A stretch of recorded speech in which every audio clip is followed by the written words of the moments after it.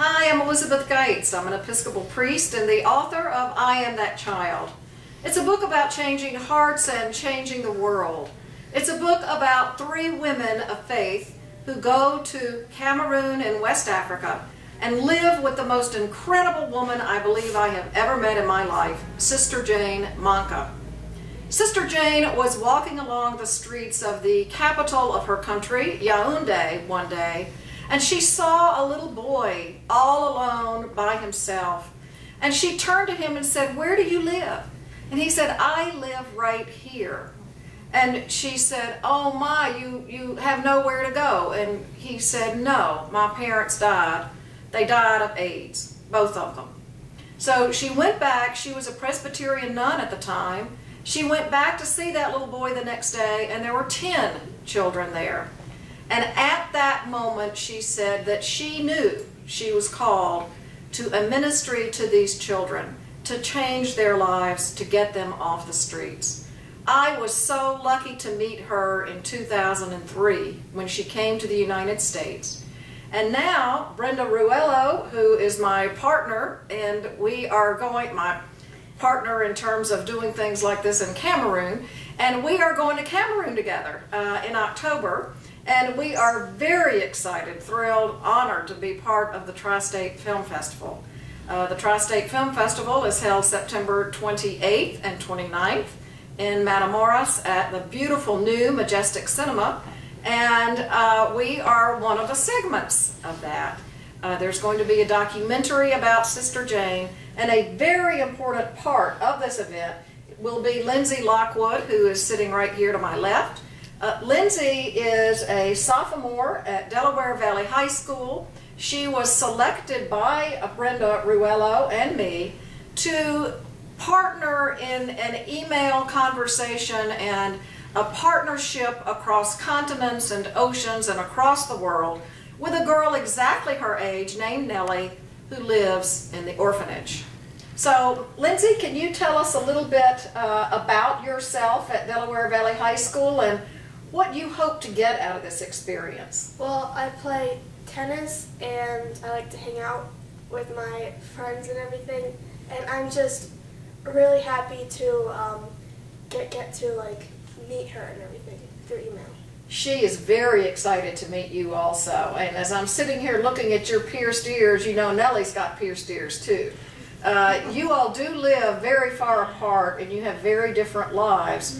Nellie has lost both of her parents, but you got things in common as well, in addition to the fact that you both happen to have pierced ears. Brenda, how did you get involved in this? Well, I too met Sister Jane through Elizabeth, and I think that's really what happens, is that you see the mission that comes to her, but it is also shared with you.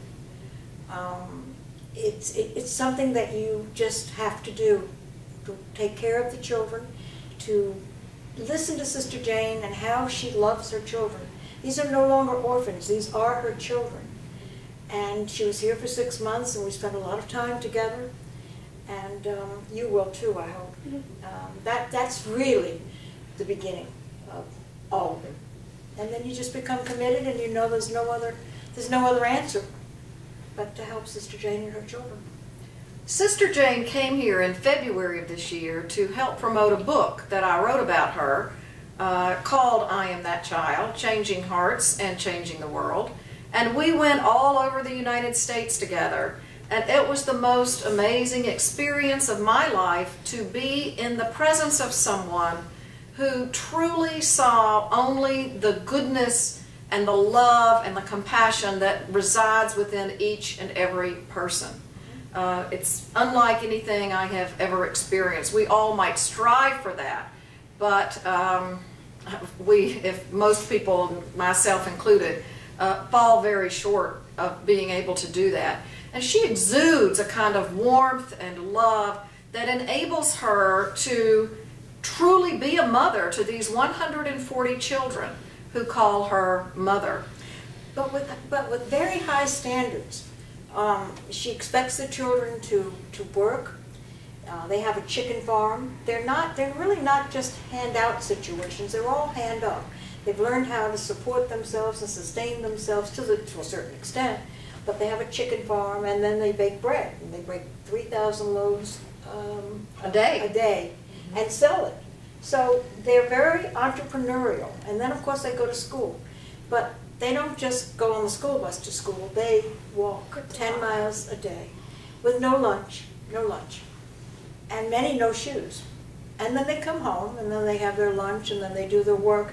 But Sister Jane's standards are high because what she wants for these children is to have a wonderful life, to build upon all the things that she will teach them and that they will learn. And she hopes one day to have educated the new president of Cameroon. That's her goal. And so it's not for every child, I guess, but for those who are lucky enough to have been there that day. You know, every day there were more. There was 1, and then there were 10, and then there were 20, and then that's how it goes. So that's. So I understand that you have emailed Nellie. Do you remember what you told her in the email? I told her about me and what I like to do, and No, Go ahead. she'll love to hear that because, you know, it's going to be very different, the two of you, but yet so similar. There'll be many things that will be the same, and many values, and many wishes for everybody to have what they need to have in life, and to help everybody reach those goals. So those are going to be very similar, even though you live in different houses and you live in different countries. That won't matter. You'll see the closeness of the two of you, and in that alone, bring people together. You'll be very proud of this. And, you know, I can't wait to see what she writes back. Yeah. Me too. One of the first lessons I think you learned is that life in a developing nation is not exactly like life here. In other words, she didn't have internet service for a long time. She's lucky to have internet service at all. So just to let you all know what happened, Lindsay emailed her, and they finally were able to get the internet going, and she received the email. Nellie was so excited she went and immediately wrote her letter out by hand, and Sister Jane has not had a chance to email it back yet, but she's going to very soon. She hasn't done it yet because she was getting 140 children off to school. Can you imagine that? Oh, I cannot imagine that. But what I can imagine is someday you and Nellie meeting one another, and who knows where you'll meet. Maybe you'll both make it to the UN someday. We don't know. Maybe she'll be the president of her country and you'll be the president of yours. We don't know. The possibilities are limitless, and I just know that I'm excited, and I am very honored to be part of the Tri-State Film Festival in the Majestic Cinema on September 28th through 29th.